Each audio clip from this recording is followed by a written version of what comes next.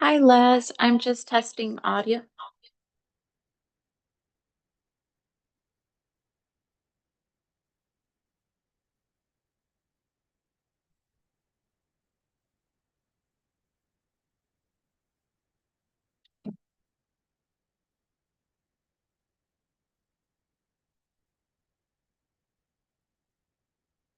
Good. Yeah, she says she cannot hear you. Hi, Les.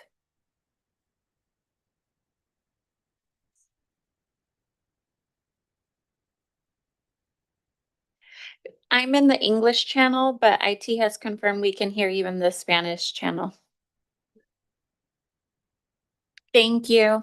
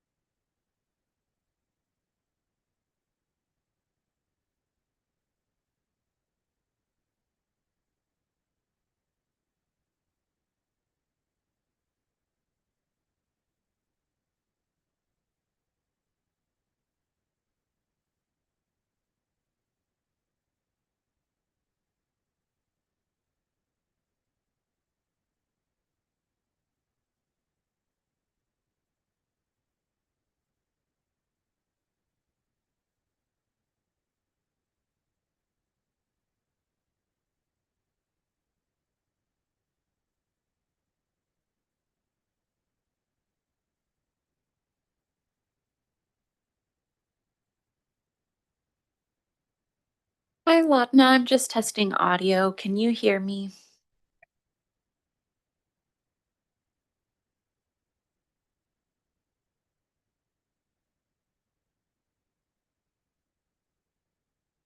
You could please answer in the chat. Sorry, I'm in the English channel, so I won't be able to hear.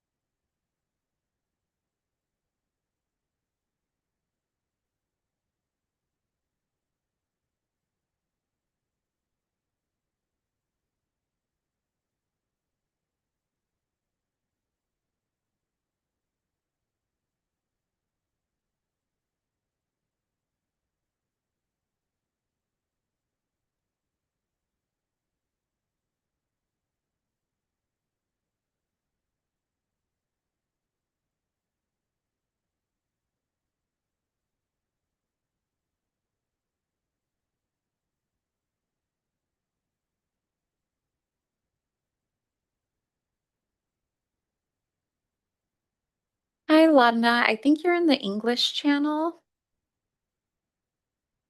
So you did make it to week six. too. I did, yeah, it's late for that too. That was my hood and I did. I will ask IT to double check in a second.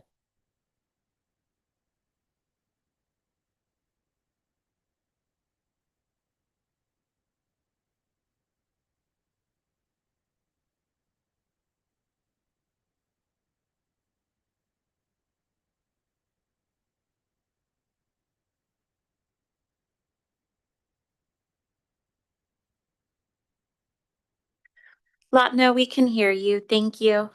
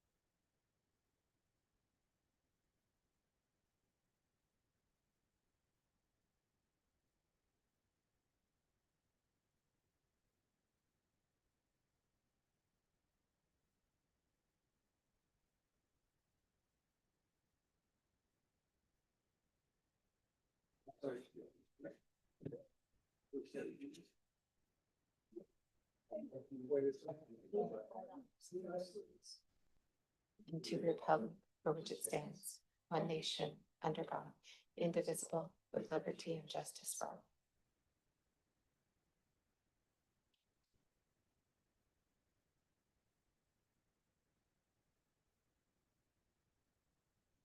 Roll call, please. Director Hodges, Here. Director Rosen, Here. Director Hatcher, Here. Director Lamnon. Here. President Andrade. Here. Thank you. Okay. Oral communications, introduction of new employees. I think we have. Are we ready? Are we ready for that? Yeah. Go ahead. Hello, members of the board. My name is Dwayne Taylor. I'm the Director of Parks and Facilities Maintenance, and I would like to introduce two of our newest members to the team. I'll get started first with Diego Bernal. Diego, can you stand up, please? So Diego joins HARD as a new Parks and Maintenance worker with our Turf and Water Division. Prior to joining HARD, Diego came from Brightview, where he directed and scheduled personnel and resources to provide landscaping services to our outside clients. His former supervisor said that Diego, he did it all and knows it all. He knows how to get things done. He also possesses a strong work ethic and approaches everything with humility. And to go along with that, his clients and peers alike recommend him for being highly dependable and had the ability to motivate others around him. In addition to that, he enjoys spending time with his family. Diego loves to cook and enjoys barbecuing. I like barbecue as well. He also enjoys playing soccer and attending his son's soccer games. We're thrilled to have Diego as part of our team, and we look forward to him having tons of success here at HARD. Great.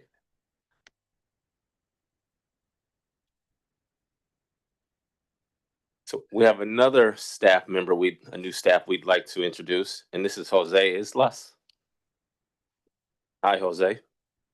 So Jose joins our team. He's going to be joining our turf and irrigation team as well. Prior to joining HARD, Jose was at Rubicon Landscaping Group. He worked as a skilled craftsman, troubleshooting and performing complex repairs on irrigation equipment for various clients.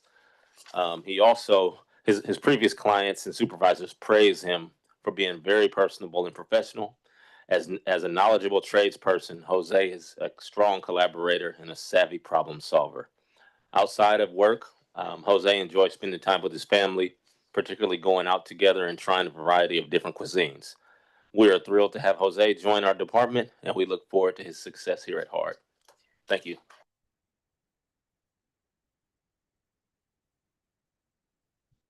Do you want a photo? Or I just want to bring this. Oh. Yeah. And we'll take a photo now. Yeah. You want it?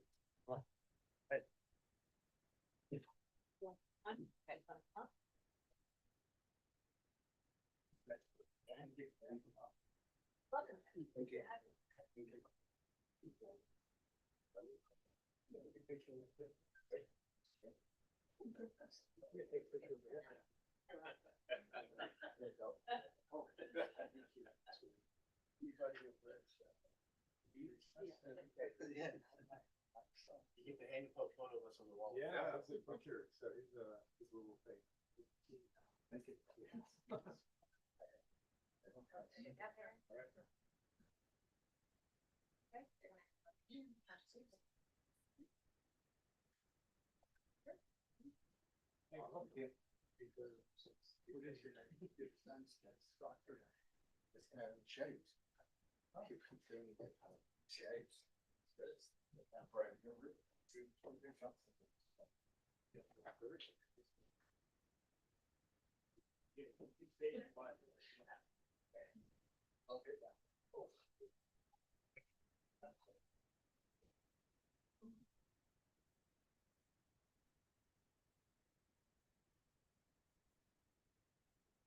Thank you. Welcome.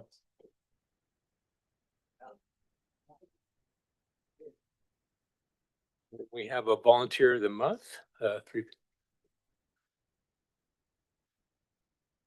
All right, good evening, President Andrade and Honorable Board of Directors. My name is Deb Varner. I'm Recreation Coordinator 2 over the Nature Unit here at HARD, and I am speaking to you tonight about item 3.2, our 2025 August Volunteer of the Month. Darina Miranova began volunteering in summer of 2021 and has contributed over 480 hours to supporting the resident animals, wildlife rehabilitation program, and camp programs at Sulphur Creek Nature Center. Their experience, strong work ethic, and attention to detail have made them an invaluable member of the animal care team. Darina began volunteering at Sulphur Creek's wildlife camp program, where they were known by their camp name, Capybara. Darina helped to lead various activities, including crafts, games, song times, and hikes under the oaks at the Nature Center. Darina later joined the animal care team and has been an incredible addition to the team, supporting both camp and animal care with dedication over several summers and years. In animal care, Darina has truly shined, especially with the reptiles, amphibians, and arthropods in Sulphur Creek's Discovery Center. Darina's weekly focus includes the care of the turtles and snakes. Darina not only ensures that they are properly fed and cleaned, but also monitors their weights and contributes to their monthly wellness checks. Darina's attention to detail, follow through has directly supported the health of these animals. What sets Darina apart is their creativity and passion for developing enrichment activities for the animals at Sulphur Creek. They're always finding new activities, scents, and varying substrates for the animals to enjoy. These fun activities provide mental stimulation and contribute directly to the improved quality of life of the resident animals. Darina also takes initiative in maintaining and updating museum enclosures, researching the right materials, and making thoughtful upgrades. Darina approaches every task with maturity, kindness, and a strong sense of responsibility. They communicate clearly, take direction well, and are a supportive presence to both staff and fellow volunteers. Whether it's helping with the dishes, laundry, or deep cleaning, Darina completes every task with care and consistency. One can always tell when Darina has been in the building, as their thoughtful touches leave a lasting impression. Darina has trained many new volunteers with patience and thoroughness. Darina also shines in public interactions. When exercising the snakes, Darina regularly engages visitors in a warm and educational way, helping them feel more connected to the animals and Hearts Nature program. As Darina heads off to college, the staff at Sulphur Creek are incredibly proud of all that they have accomplished and grateful for the impact Darina has had on the team and the lives of the animals. Darina's bright personality, generous spirit, and beautiful singing voice will be greatly missed. Staff thanks Darina for all of their contributions and wishes them all the best. Thank you.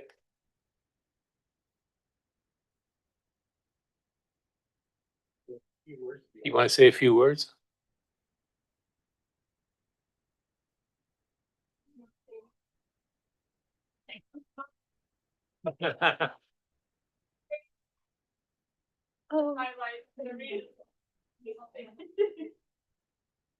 I didn't prepare anything to say ahead of time. I didn't realize that I would have an opportunity to speak, but Sulphur Creek has really become a home away from home, and I am gonna miss it a lot. Great, great. What college are you going to? UMass Amherst Oh, wow. Congratulations. for biochemistry. We have a little resolution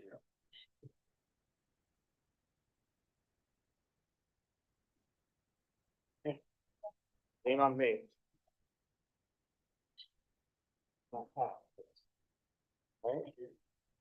Guess I should have grabbed that thing.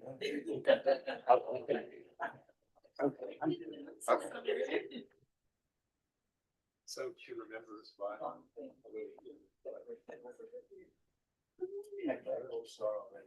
Yeah, no, sorry.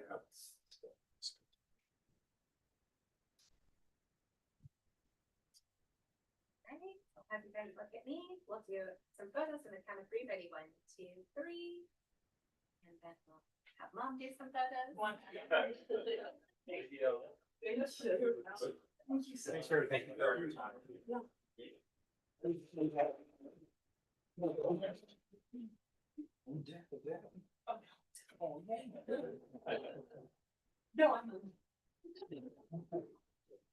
Thanks, you guys.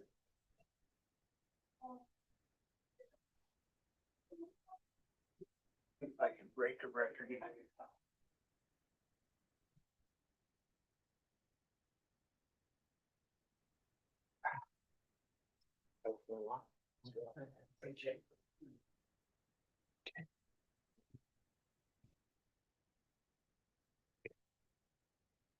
Um, Public comments. This is for items not otherwise listed on the agenda. Board welcomes your comments, but is prohibited by state law from discussing items not listed on the agenda. Your item will be taken under consideration, referred to board of directors, committees, or staff to provide an opportunity for all members of the public to wish to address a time limit of 3 minutes for each individual. Yeah, 30 minutes total time for public testimony on any item has been established by the board. Okay, with that, I have Carlos Archuleta.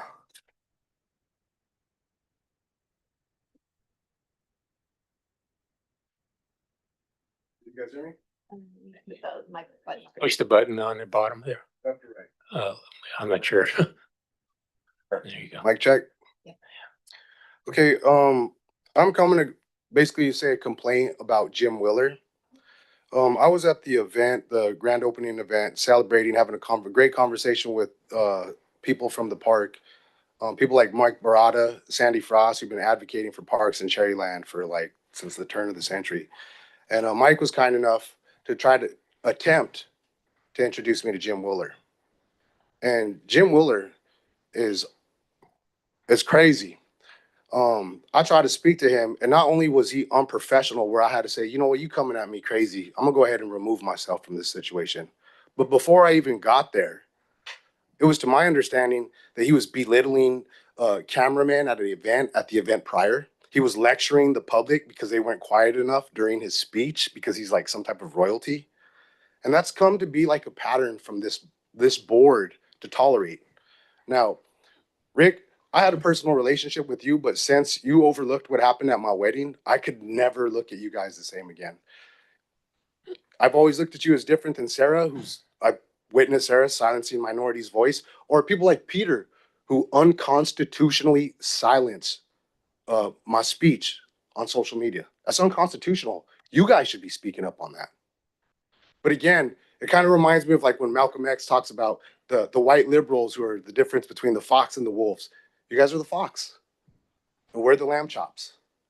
Because anytime we try to question you or hold you accountable, either silence us, unconstitutionally block us, or like Jim, you try to intimidate us in front of our children. And we can't do anything other than say, thank you, sir. I appreciate that. Let me remove myself from the situation, or it will always be us that's the scary, intimidating minority.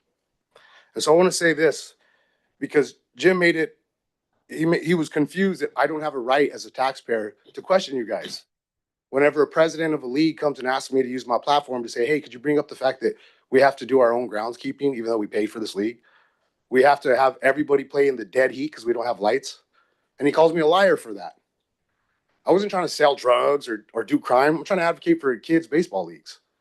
And then even worse, because of that, he insinuated that not just me, but my family could lose their rights to your park services. I immediately spoke to a lawyer about that and said they would gladly represent me for free if you guys try to intimidate, retaliate on me or any of my family members because of my First Amendment right. I run a TV show and I try to advocate to hold our politicians accountable, to have a reasonable conversation. Your retaliation shouldn't be unconstitutional actions or silencing us. You should try to reach out to us. Rick, that's why I liked you in the past. That's what you actually attempted to do. Thank you for this. Okay, thank you. Next, we have Ann Maris. Oh, I'm sorry. I thought this was on, all right, and this is 9.3. All right, thank you very much. So there's no other public comments. on items not listed. Yes, three. There's three, I'm sorry. Did I miss one? There's two. 9.3, 9.3. I have, this is for non-agenda items and I have, just two for 9.3. That's the item. Okay, you'll be speaking then. Thank you. Okay, consent calendar 5.1. These are approval of the draft minutes from August 4th. Greenbelt Trail signage project award of contract. And those are the only two items. Can I get a motion to approve these? A question? Okay. Go ahead, please. Just a quick question on the signage. Is there also, it's a confirmation, because I know we've talked about this in the past. On the signage is also information, like at the trailheads is also information about like accessibility. It's a steep slope. It's a, Director Lamb, we Yeah. would have to pull the item Oh, for okay. discussion. okay. Yeah, let's That's go fine. back and I did it kind of out of term. Okay, So that's fine. your motion is to So I approve. can approve, so I'll move to approve 5.1. Okay, and then pull 5.2. Yes, please. Okay, can I get a second on that motion? I'll second. Second by, so it's moved by Director Lambden, second by Director Hatcher. So please vote.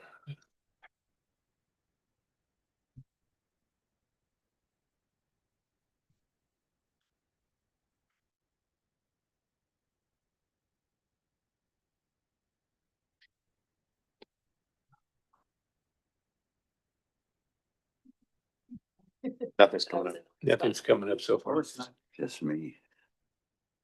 Do we do an oral vote? I will do a verbal. Okay, please. Director Hodges, Yes. Director Rosen, Yes. Director Hatcher, Yes. Director Lamden, Yes. President Andrade. Yes. Thank you. Okay, Motion so, passes with 5 ayes. okay, thank you. Yeah, the motion was carried unanimously. 5.2 then, did you want to speak on that?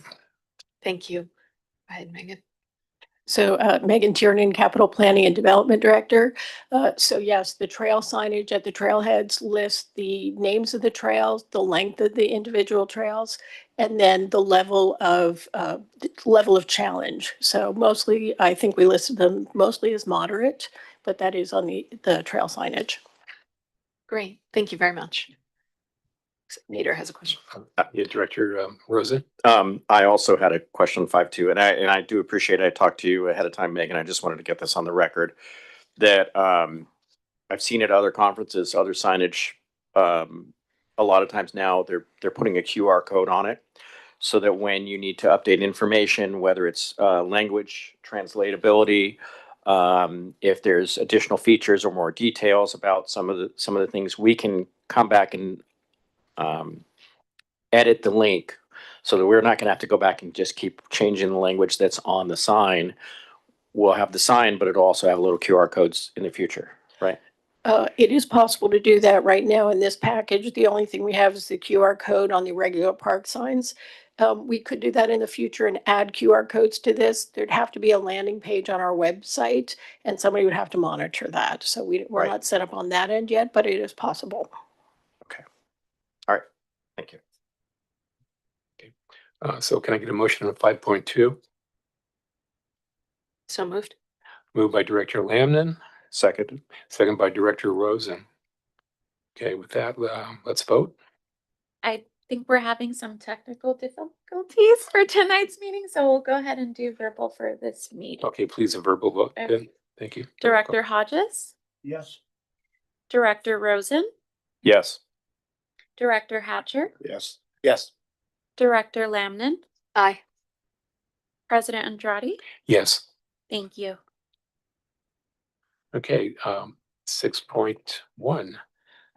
So we get this is a written communication. We got a letter from Valleywide Recreation and Park District.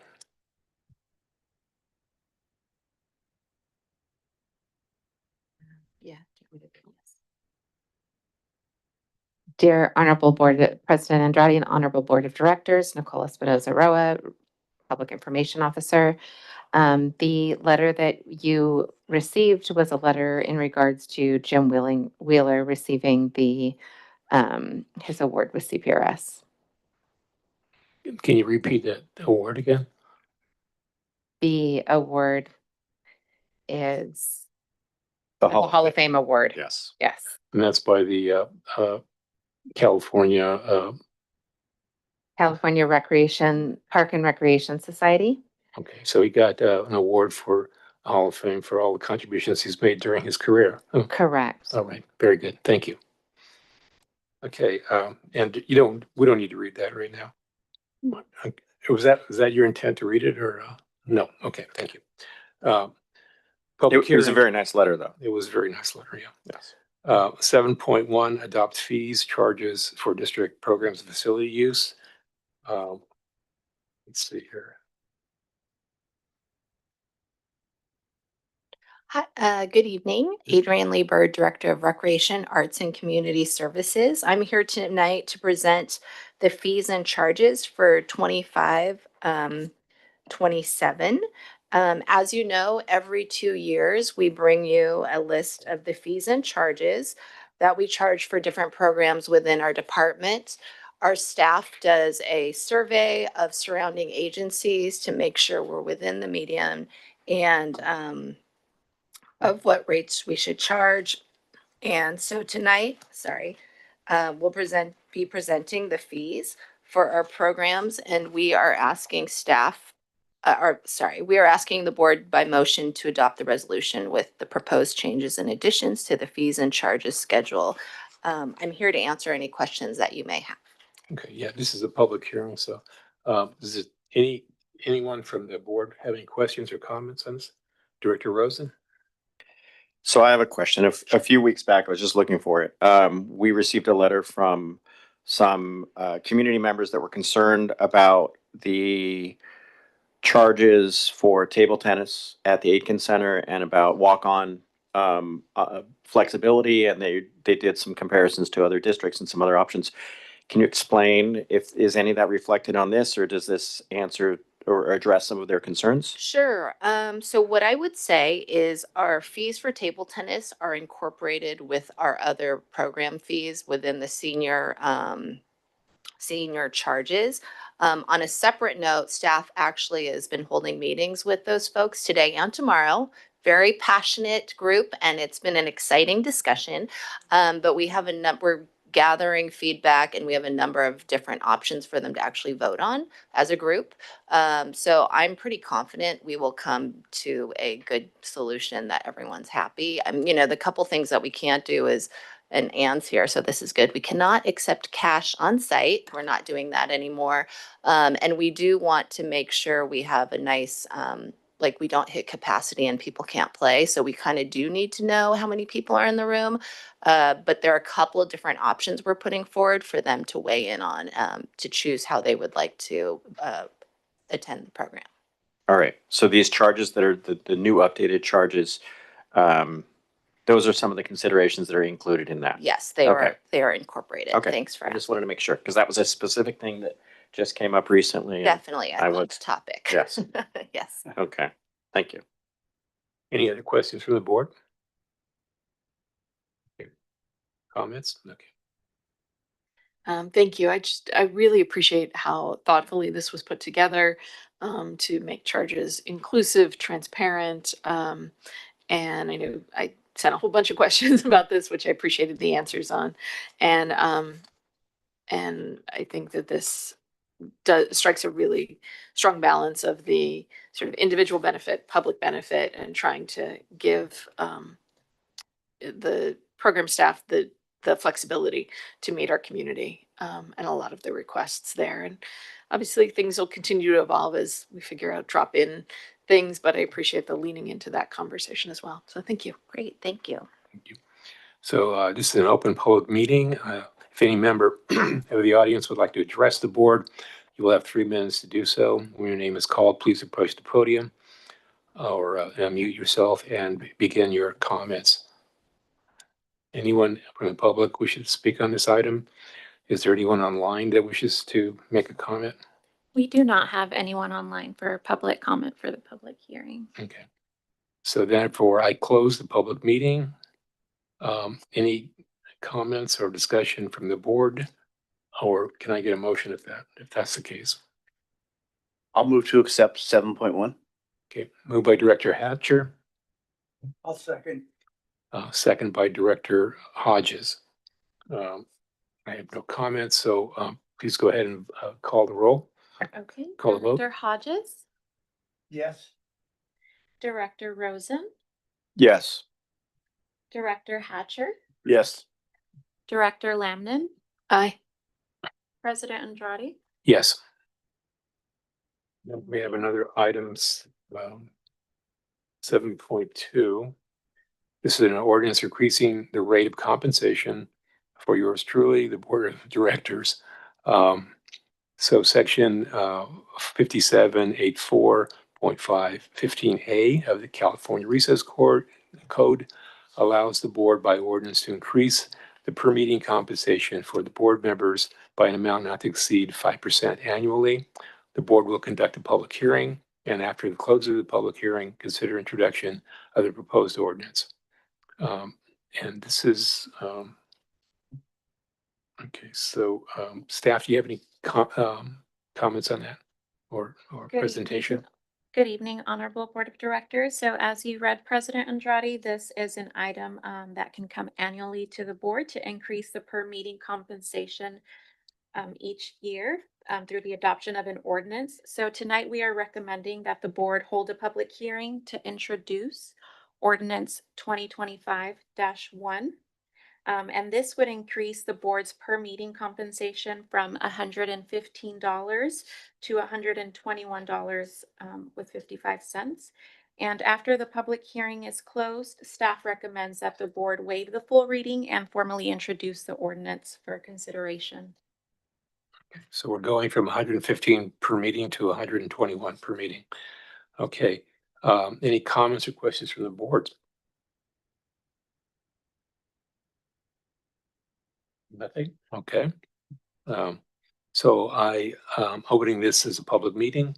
Any member of the audience would like to address the board, you have 3 minutes to do so. When your name is called, please approach the podium or unmute yourself if you're on virtually and begin your comments. Is there anyone who wishes to speak on this item? We do not have anyone online for public comment for the public hearing. Okay, with that, I'm going to close the public hearing and call for board discussion. If anybody wants to have a discussion or a motion. I'll make a motion to waive the full reading and introduce the attached ordinance increasing the rate of compensation for the Board of Directors of the Hayward Area Recreation Park District. Very good. Moved by Director Rosen, Well, second. second by Director Lamnon. Okay, with that, please call the roll for a vote. Okay. Director Hodges, Here. Or yes, I'm sorry. Director Rosen, Aye. Director Hatcher, Yes. Director Lamnon, Yes. President Andrade. Yes. Thank you. Okay, thank you. So there's no unfinished business on item 8. So we're going directly to 9.1 as the third quarter financial report.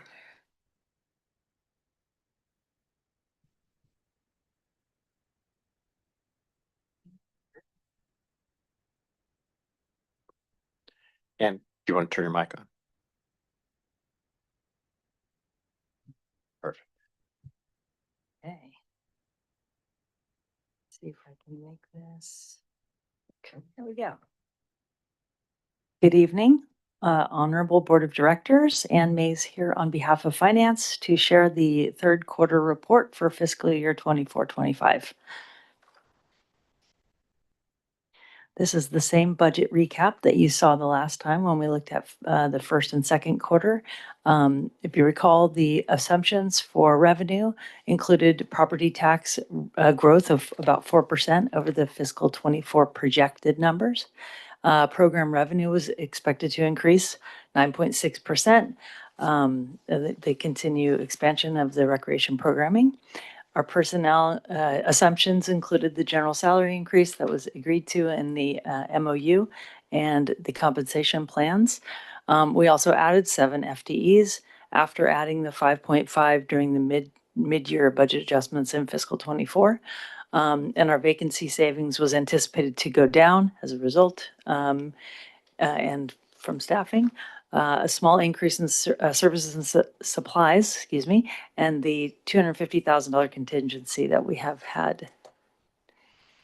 The big story here is that we're still seeing the same tracking of our trends continuing into fiscal '24-25 of growth and hitting our targets. The current year revenue versus the prior year revenue here is shown along with in the quarterly buckets. So of course the bold numbers are the current fiscal year, and the more faded blue and green are fiscal '24. So you can see we're right on track, coming in a little bit ahead, and we will be certain to, from the looks of it, meet our current year budget by the end of the year, which is the line. Expenditures are the same, although obviously our expenditures have increased to support the increased revenue. But I think we're looking right on target to hit the budget. Our cash balances here are shown in millions, and the big circle, the big pie, is all of the cash, and then the smaller piece of carve out is just our unrestricted funds. The majority of our funds are held by the county, and they share our interest allocation, so we share in the investment earnings that they're able to get. And then, of course, we have commercial banking, our Wells Fargo accounts, and some investments in rolling CDs. So, oops. Yay. Other just updates from finance. We're continuing to work on the ERP implementation, looking at our first year closing in the new system. So lots of fun and learning there. Still working on our API implementation for the remaining subsidiary ledgers and doing a little fine tuning on the existing ones as we're finding the shortcomings in the various API connections. Very interesting, but getting that really dialed in so that it'll be really smooth and easy for all. And of course, working with finance and Tyler on the additional modules as we get there. Once we get through the year-end close, I think we'll start caking that up a little bit more. As I noted, first year in our new system, so we already have completed the interim field work. Things went very well. One of the real nice bonuses there is that we were able to set up our auditors with a user account and direct them to how to use the system so that when they make their selections to check for the documentation, the approvals, and all of that. So what they do is they make a selection of our transactions, and then they go and they usually ask us for the documentation showing that we've done everything we needed to do. And now we can just set them up with a login, and they can go find anything themselves. So it's really, really nice. Just looking at kind of the new setup and how things are working, and they had some very constructive comments and help for us. They also worked with lots of other clients on Tyler, so that made it smooth as well. Our final fieldwork is tentatively planned, I think, for mid-November. I don't have the final dates yet, but I think if we're able to meet our schedule, which is typically around January, February for that audit report, I think that'll be a really big success for us as our first audit in the new system. So I'm happy to take any questions. Well, sounds like there's no surprises. It's right on target. Does the Yeah. board have any other comments, questions? Yeah, and in regards to the audit, I was curious that, so when you're saying the first year is audited, so it's currently being audited in the system, or the prior term was audited? So we went live last July 1st. Got it. So fiscal '25 will be the full first year in the new system. So they're coming in to do the audit work. What they typically do is they break the audit into two. The first or the field work, I should say. So they do this interim field work, and that is basically coming in to find out what our processes are and then to determine whether we're following those processes. So they'll do interviews with staff and look at our process documentation and all of that, policy. So to make sure that what we have built out in our processes is really following the policy. And during that phase, they really get a handle on how reliable our data is. So, if they have a lot of exceptions in their testing, they may test more, or they may direct their final field work to looking at something, or that tends to lead to what's called the SAS letter, where they say they have findings and recommendations, which they haven't had any findings over the past several years. But that's how they break it up, so they kind of know how much work they're going to need to do when they do the final field work, which is really coming in and saying, okay, what are your numbers as of June 30th, and how are those numbers supported? Are they correct? Are there errors in there? So they're that can't really be done until we have those final numbers. But by doing this interim field work, they have a sense on how reliable things are, or maybe where to kind of dig in and look to make sure that we have things Yeah, correct. that's great, because that was my second question. The Yeah. field work was in relation to the audit and the initial findings. Great. Yeah. Sounds Yeah. good. Thank you. And we're still working on the June 30th numbers. I know it is August. That's fairly typical because we still have bills coming in for June. And we have other numbers that we can't really finalize until a few months after, based on whether it's measurable and available and things like that. So, hopefully we'll have our numbers nice and tight, and our all of our backup documentation for them when they come in November. And then that's really, if we can make that smooth, then we can turn around the audit report relatively quickly. Yeah. Any other comments? I have one comment or question. Maybe other staff can answer this, but we've had growth of 9.4% and lots of income growth. But is that mostly based on growth of our users, or fee increases? Probably both, but I mean. I would say it's primarily the increase in programming. Yeah. Yeah. So. Yeah. So we're hitting we're offering what people want to see and take, right? I mean, that's really I positive. think with, opening buildings back up, we're actually exceeding 2019 numbers. So every year, revenue and number of users have actually gone up for the last 3 years. That's very, very gratifying to know. And number of free programming. So we get, Yeah, I know we have a lot of free programming, but Yes. there's other revenue sources too, and it's not a money-making project, but I mean, it's nice to see that number go up. Okay. Well, I think you hit the nail on the head there. Is it's because it's not a money-making process, or that's not the goal. The goal is to provide the services. Provide a service. Yeah, right. the fact that our revenue is up so much, it really means that we've gotten back on track, and I think that we're back past where we were pre-COVID. We're offering programs So that it's people been- want, is what's great Yep. to hear. And of course, expenditures also have increased to support that programming. But everything is on target with budget, right? So things are looking very good. Okay, Yeah. great. Peter? And I just want to echo some of this. So this is great, but to build on this, the fact that our revenue is up 9.4, because we're making more money off some of the programming, it also gives us the flexibility to offer more free programming and more scholarships and more options, that we're able to try other things and do things. We're not as constrained as we would have been. It helps. 400% more scholarship. 400% more. Yep. That's pretty good. That's excellent. Okay, so this is just an informational report? Information And there's only, no- there's no action No today. action. Okay. Okay, I want to thank you. It's Thanks, Sam. great news. Absolutely. Let's- Nice to see you. Thank you. Okay. We're going to 9.2. It's a follow-up to the, I think, 7.2. Policy authorizing payment of compensation for directors up to 6 meetings. Oh, no, it's related, but not the same. Up to 6 meetings per month. Resolution 2526-08. Good evening, Honorable Board of Directors. So state law allows board members to be compensated for up to 6 meetings in a month, as long as the board annually adopts a written policy on a finding that more than 5 meetings per month are necessary for the effective operation of the district. Our board dedicates many hours each month to performing their official duties, often attending lengthy meetings or more than one meeting in a day. This compensation policy has been in effect for the first 7 months of this year, so from January to July 2025. And during this period, our board has attended between 4 and 19 meetings per month, with an average of 11 meetings per month.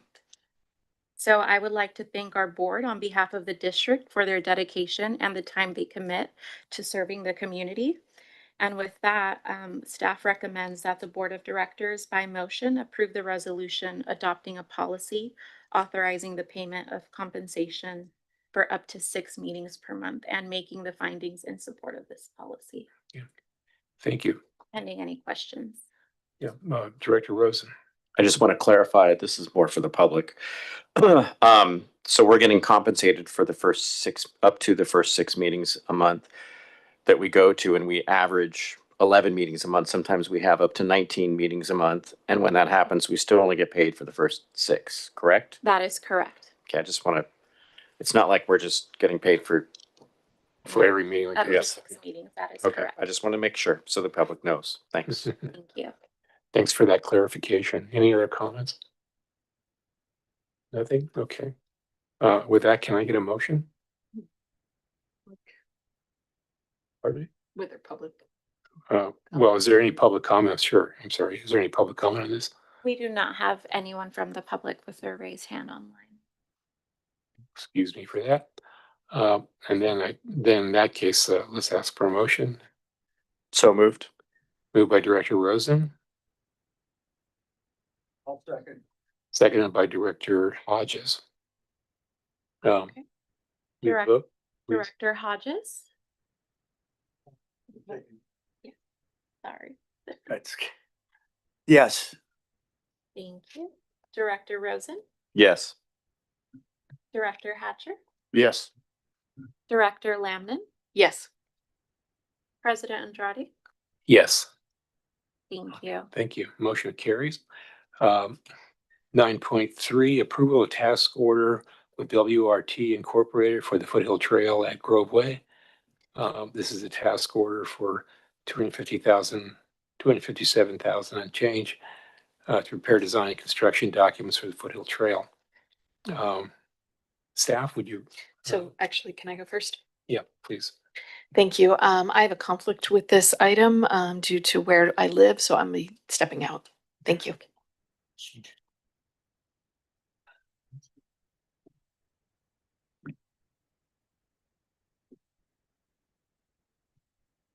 Good evening, Honorable Board. Again, this is staff seeking approval of a task order with WRT for a portion of the Foothill Trail that goes southward from Grove Way to about the Hayward Area Senior Center and DMT.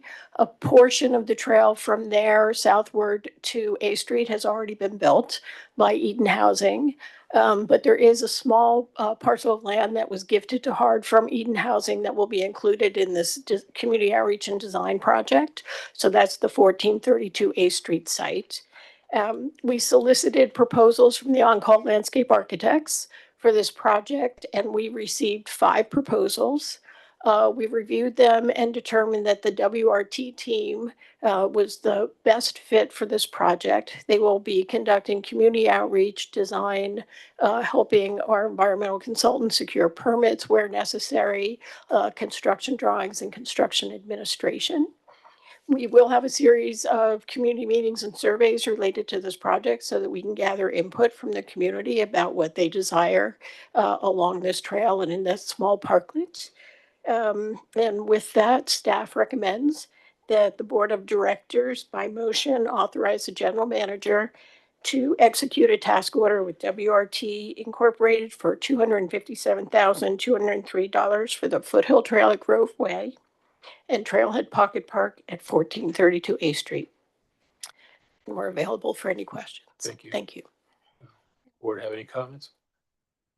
I just wanted to note that we do have a couple of public Yeah, comment yes, cards, do. and then there is someone online as well. Once we're Well, do ready for we, them. I'm sorry, it's been a while. Do we ask for comments first, right? Yes. Okay, so I have three comments from the board member, from the public, and someone online as well. Okay, well, let's go with the ones that are in public, that are here now. Carol Weaver.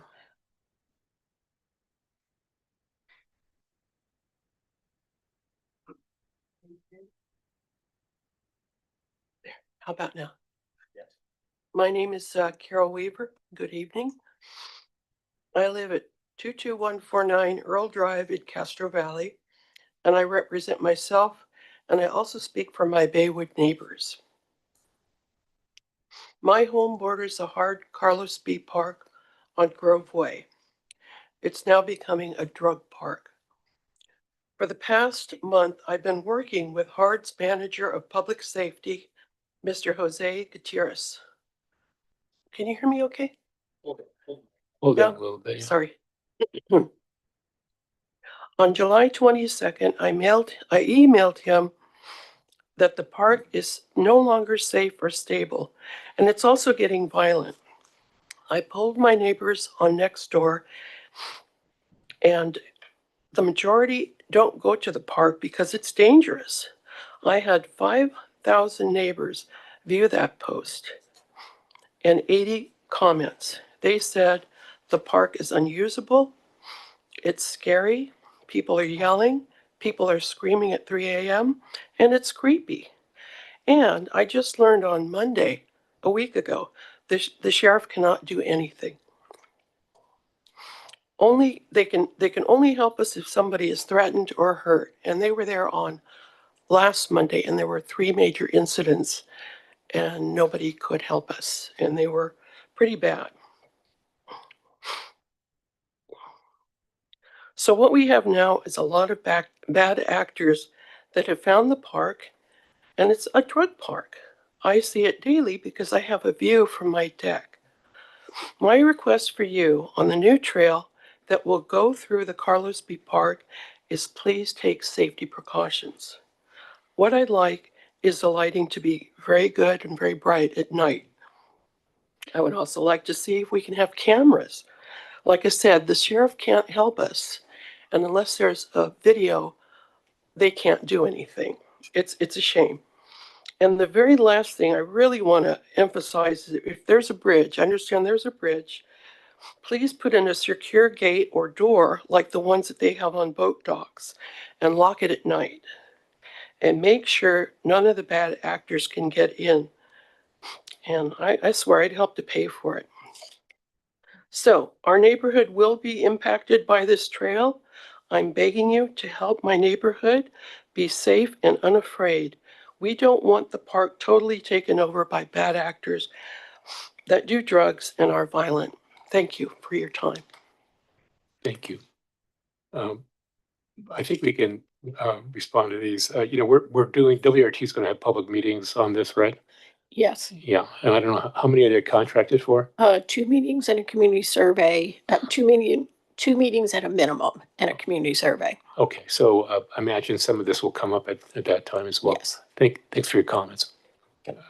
Director Rosen. I just want to say thank you. I saw your Nextdoor posts and I brought it to the attention of our general manager, and we had a back and forth discussion. It's the same we're aware of this as an issue. It's just there's limitations on what we can do legally. And it's this, yeah, I did. The woman, oh, well, I did see the one with the woman. I felt for you. I felt bad. But it was one of those things though, as you've heard, the sheriff can't do a lot of this. So we recognize that, and hopefully this will get better with more eyeballs on it by having the traffic there, by having more people using the trail. I think a lot of this will get better. That's the hope. That's why we're doing this. So, but my fear is that if it gets bad, this park is really bad now, and I've been there 47 years. Bad now. Right. If it doesn't work, do you have things in place to close it or to stop it for a while until we get a handle? Okay, so we heard you. I wanted to respond. I'm sorry, I need to stop. Sorry. Director Hatcher? Yeah, so Megan, in regards to the two public meetings, there's also gonna be, we'll have study sessions, correct? Correct, and those will be open to the public as well. So multiple study sessions. And so we had a lot of documentation and commentary as well as community input as in regards to the San Lorenzo Trail. And many of the numbers show very clearly that the safety aspect goes up drastically. We're highly aware of the situation and it will make it right. Appreciate it. Thank you. Next we have Ann Maris.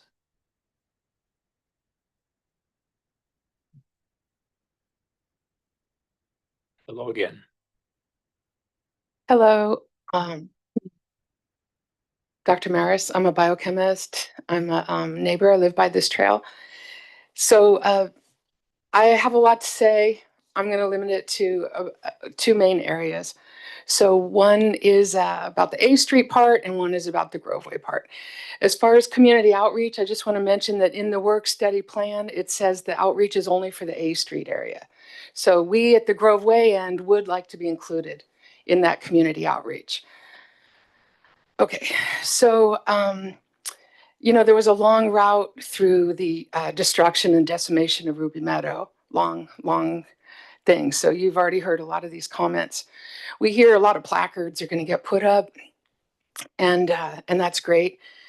But what I would like to request is actual, genuine respect and honor for what's gone on at that place, in particular at that address on A Street. So at that address on A Street, there was a historic home from the, I think it was the late 1800s. The Caltrans tenants lived there.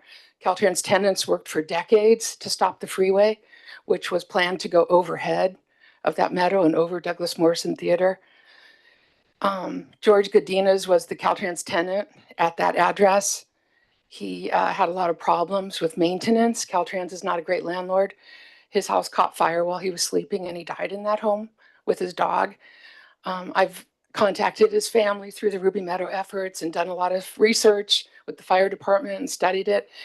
And we should at least have a bench there for him. It was his home. He worked for a long time. He was told to get out of the Hayward meetings because he wasn't a Hayward resident.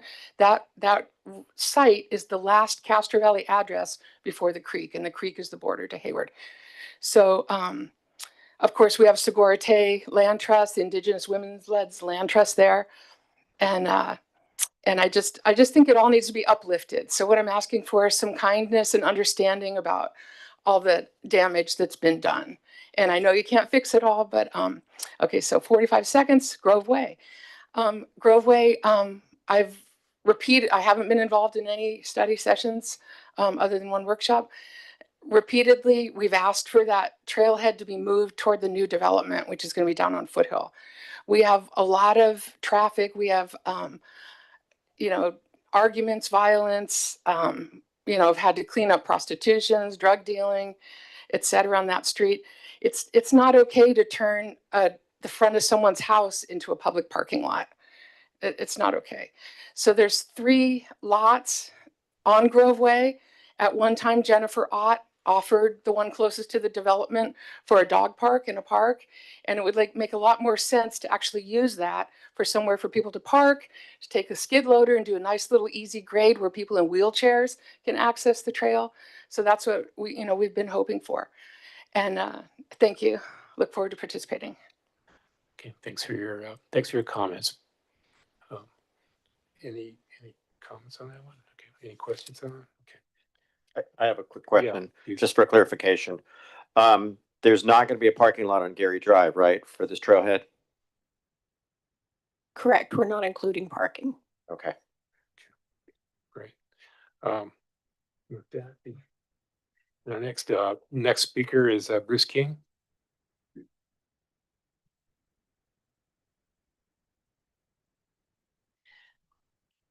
Hi, Bruce King with from Castro Valley and Friends of San Lorenzo Creek.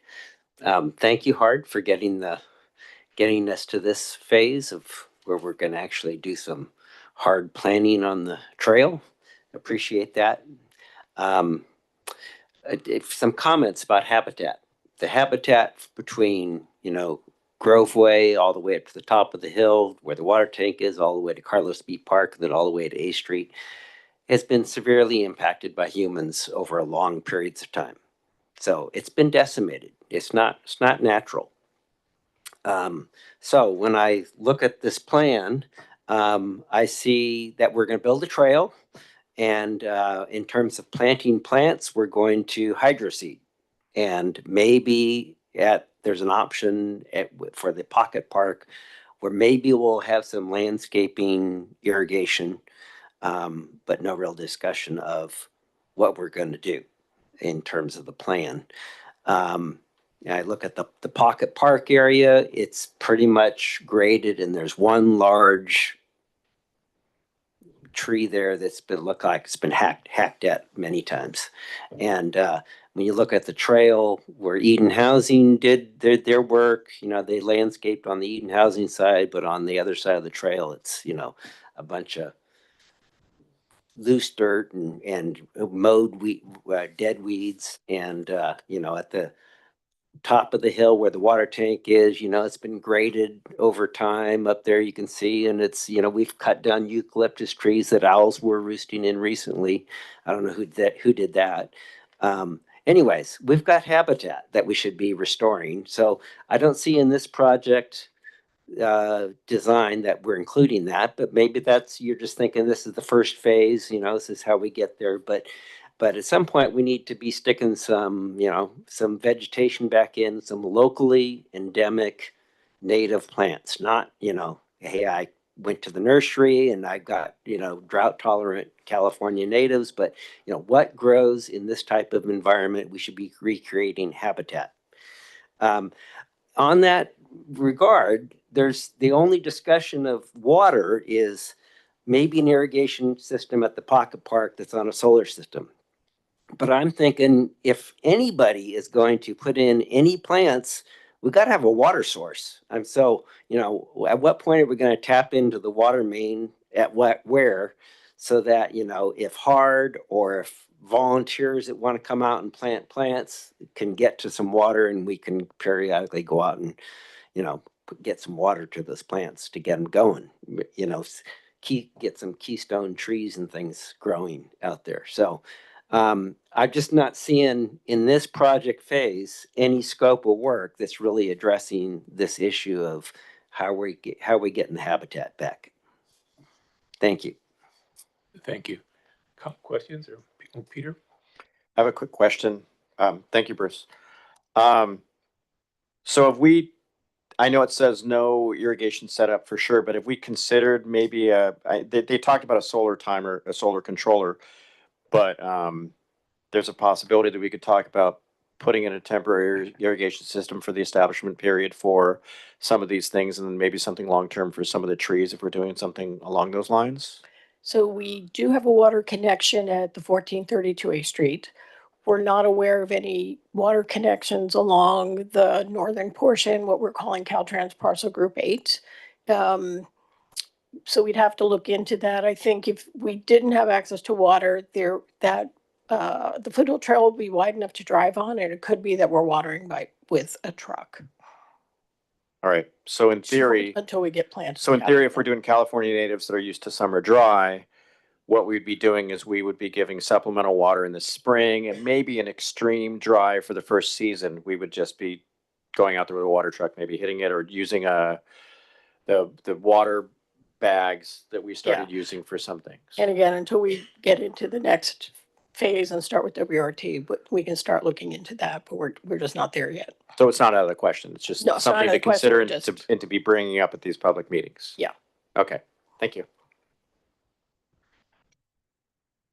And I want to be clear, I think something that, you know, we've learned over the now decade of having a capital team in place. And I mean, you know, this is, as you said, and you were pretty clear about it, this is just the beginning. You know, this is a phased approach.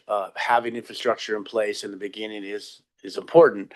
But you know, when I read through this and again see the enormity of what this is the beginning of the discussion, first of all, but also this be multiple phased approach in putting habitat in most of our areas. You know, I think the creeks are going to be a wonderful working laboratory that's just going to continue to allow the community and the groups to do the work too, not to do all the work, but to come in and put that imprint on there. And I think continuing to fund it through, you know, then we'll be able to look at our grant opportunities on a large scale. You know, it's always, once it's built, then, you know, sometimes a lot more funding can come into it to do that work. And so, but I want to have a keen eye during this process of any infrastructure that can be identified in the beginning phases of this, you know, of course, but this is just the beginning.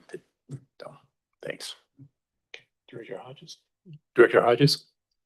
Megan, I got a question for you. The south side of A Street is huge. I don't think there's anything on it. But is there a chance that we could get an easement or anything, like a right of way for along the sidewalk? Can that be protected? Because it would be, this would allow our trail to connect further south.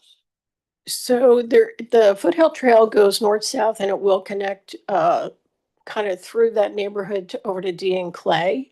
Yeah. Michael's out right now. I do know we've looked particularly at this intersection related to both the Foothill Trail and San Lorenzo Creekway. And I do believe we looked at the south side of A Street there. And I think there is a crossing, but I don't think it goes parallel to A Street. I think it's perpendicular. I'd have to regroup with Michael and we can bring that information to a future meeting. So I had a question about this too. I mean, if we're going to go into this, on the plan, it shows, it does a call out for a class 2 bike lane on that portion of A Street, which that's going to be a huge fight. Good luck with that. But the second part about that is that there is a crosswalk that's listed with a indicator, a safety indicator, and it's a little further up instead of being towards 4th Street. It looks like it's going up, towards Ruby, and that's where it's located, which I thought was a little weird. And so then we'd be jogging over across the major intersection and going across, if this answers your question. So going there, but then the other point is to go all the way to D and Clay. I mean, this is a whole Foothill, that's not what's in this, but this is a greater conversation about the Foothill Trail, right? Yeah, so I can't remember exactly what the resolution is there. I thought that we were using the existing crosswalk at the lighted intersection at 4th Street. I don't remember that we were putting in another I don't crossing. think we have a choice. I mean, it's sort of, this is beyond the scope of this item. Right. And so I don't know, we should have a full discussion. I just want to say that some of it is going to necessarily follow or parallel a street. I mean, just because that's what the nature of it is, as I understand it. But in terms of this is actually not following a street, most of this in this item here.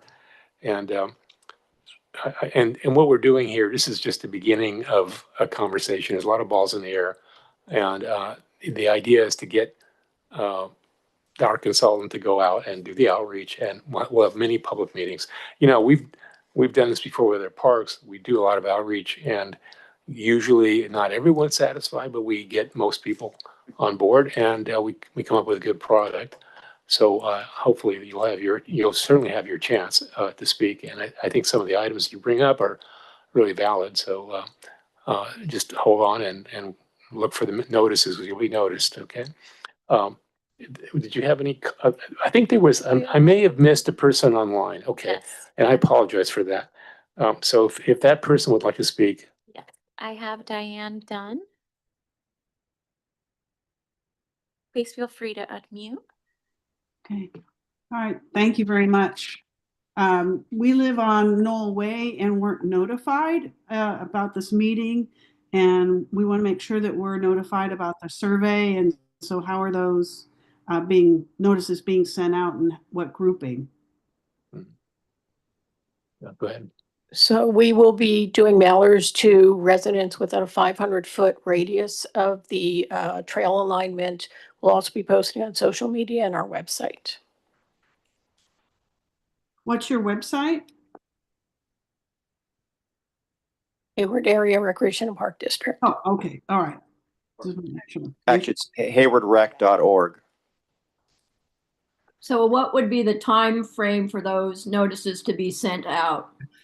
So the initial phase of this project is information gathering, which will take about 2 to 3 months. So I'm estimating sometime this fall. So we live on Knoll Way, which is a perimeter of parcel 8. I don't know specifically or if we're within 500 feet of this proposed trail, but certainly this neighborhood would like to participate in the workshops and input. Okay.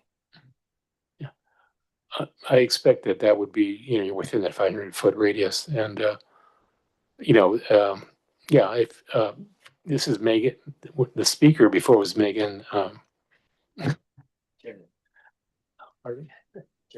Turner, I'm sorry, plus the terrain. But if you call us, we can put you through to her, and you'd be sure to be on the mailing list.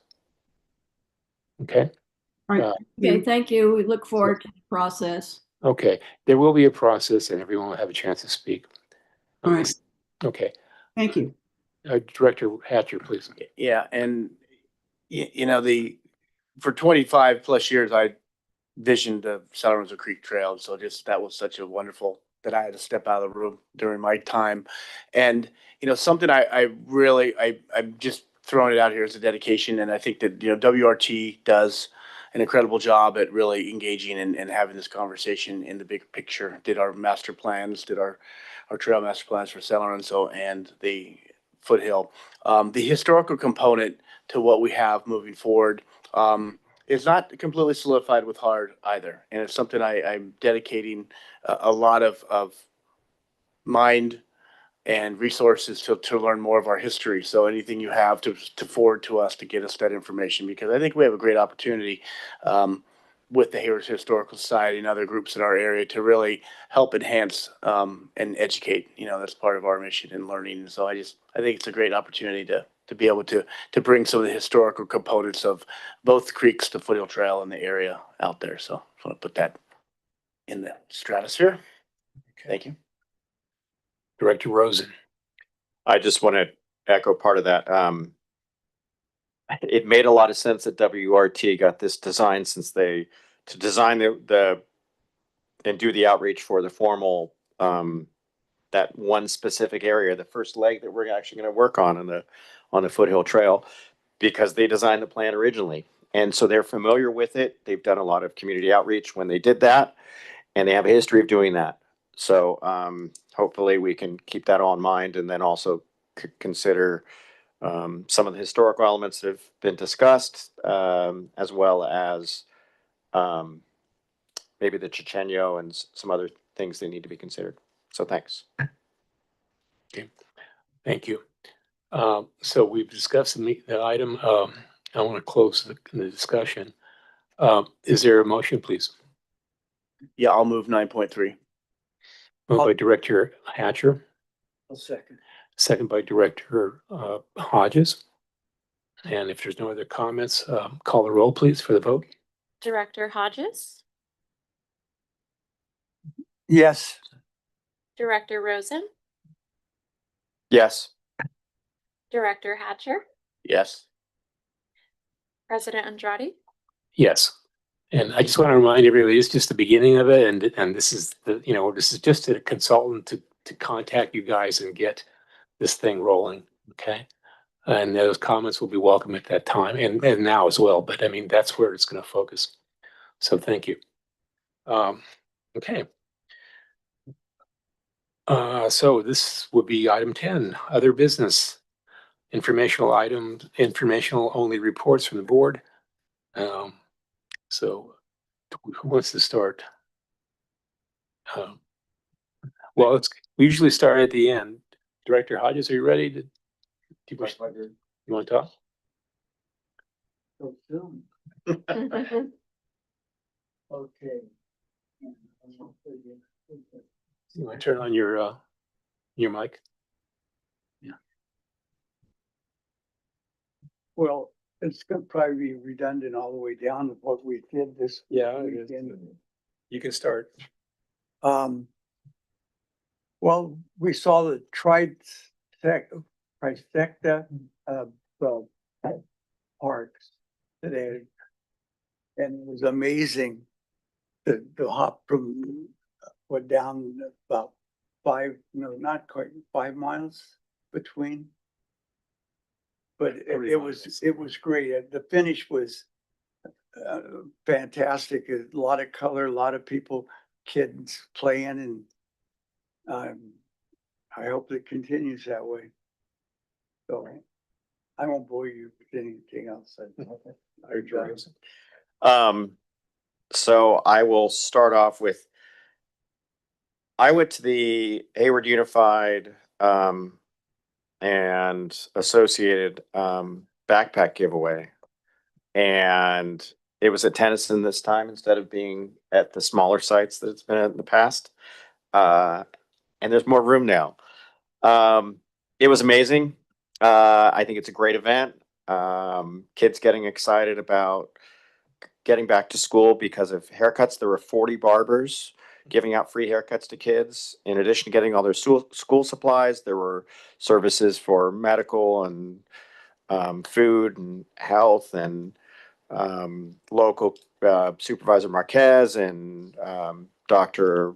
Wahab, and there were a whole lot of people that were there. Talked to the mayor and some of the city council members, and it's a great event. We were lucky enough to have a really prominent location with our climbing wall, and a lot of happy kids. Lots of kids that were getting excited about going back to school, and I think that's a really good thing, and I'm glad that they all see HARD as having a role in that. So I'm glad that we could have an extensive role. And then the following day, I spent the whole day barbecuing at Memorial Park with Mayor Salinas, and with the Odd Fellows, and that was a lot of fun. That was good. I think it was good exposure. Got to have some good conversations with the public and with the mayor, and got to listen to some good music. And there was some good blues music there too. And went to National Night Out with Director Hatcher. We hit up a couple places and got to interact with some people. Went to Jack Holland, went to Lake Chabot, went to San Lorenzo, HOA, and Mika State, and at all of those places, HARD's role in the community is appreciated.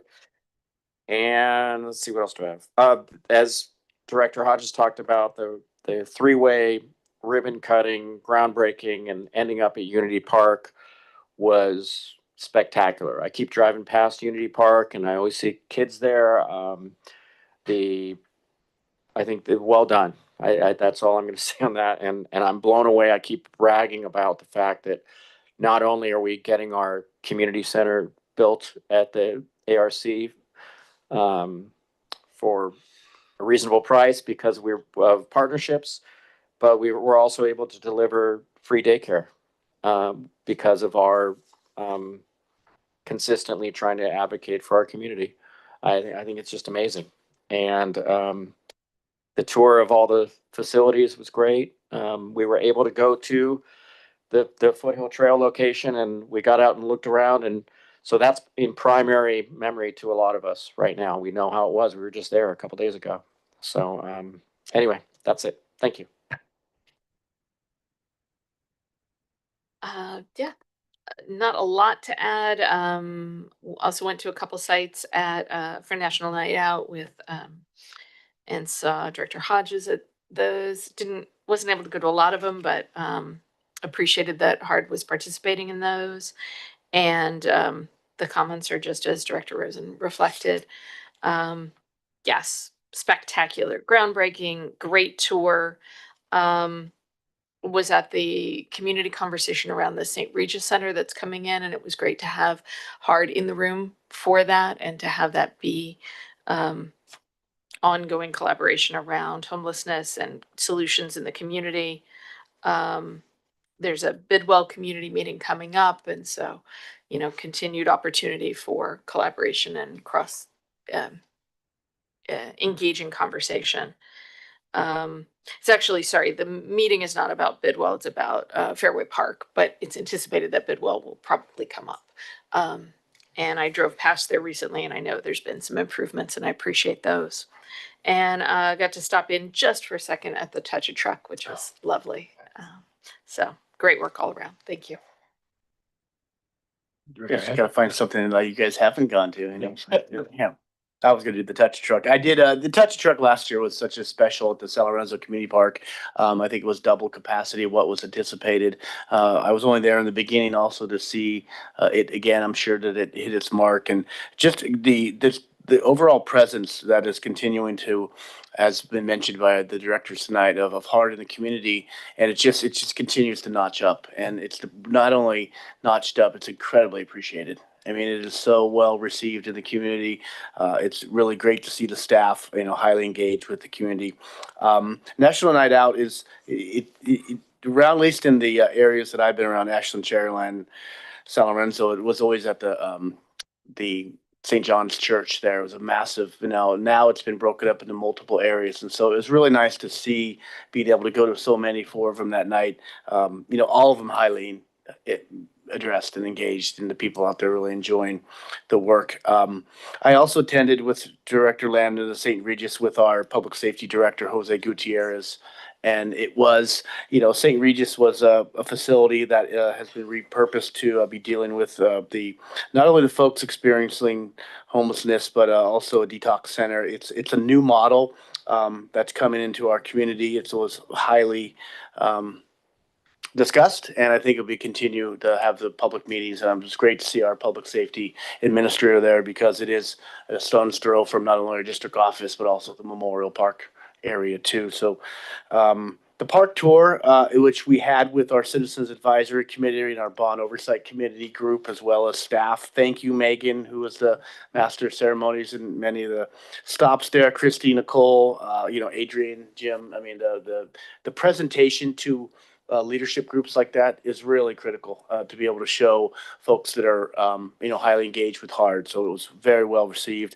And I think, at Unity Park opening, truly the name just kind of, I think we're all vibing a couple days after that because it was so powerful. And I think what the community needs, it's the footage on our website. If anyone hasn't seen it on Instagram, it's a really great captured the event if you weren't there. So please check that out. And I think that might be it. Okay. Thanks. Thank you. In case it wasn't clear, what we did on Tuesday was we did a grand opening for a new community center, the Root Center in Ashland. Next door, we did a groundbreaking for the park next door, which is going to be a 4-acre park next door to that.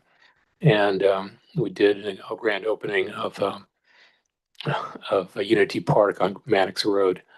And they were big events and lots of people, and it was just wonderful to see it. It's been a kind of a culmination of a long held dream. So it's really great. It's a high impact area, so will have a high impact on a low income area. So it was really great. And I just want to thank staff for putting that together. It was really professional. It was fun. It was beautiful, and everyone had a great time. So thanks for all of your work on that. And that's where I'm just going to end it right there. Except to say that just driving by Maddox Road every time you go there is always people. So it seems like a big success so far. So thank you so much. Okay. If there's no other, and then staff reports. I'm sorry. Good evening, Honorable Board of Directors and President Andrade. Adrian Lee Bird, Director of Recreation, Arts and Community Services.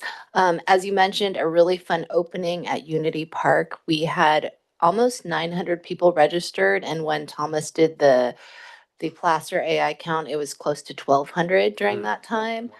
We had our rollers dance crew out there, our pickleballers, mobile rec loaning, free skates and scooters and skateboards and bikes.